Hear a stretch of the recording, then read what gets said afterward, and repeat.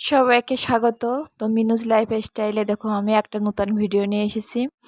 তো আজকে কিন্তু আমি কলা পারবো। এটা হচ্ছে ঠুঁটে কলা বলি আমরা গ্রাম বাংলায়, যে কলাটা লক্ষ্মী পূজার কাজে ব্যবহার হয়। এ কলা কিন্তু পাকা কলা। তো পাকা কলা খেলে কিন্তু বন্ধুরা, পাকা কলায় শরীরের অনেক উপকার করে। এতে হৃদরোগের ঝুঁকি কমায়।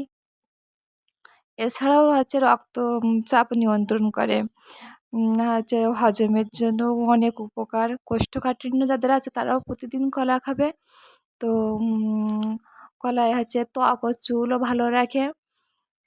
তো আমরা যখন ছোটো ছিলাম তখন আমার ঠাকুরমা দিদিমাদের মুখে শুনে এসেছি যে 64টা কলা গাছ লাগাইয়ে না কেটেও পাত, তাতেই কাপড় তাতেই ভাত। তো আমি কিন্তু কলাটা রোদ খাওয়াইয়ে একদিন বস্তার ভিতরে পুরে দেবো, দিলে পেকে যাবে তারপরের দিনতে। তো টাটা বন্ধুরা, ভালো থাকো।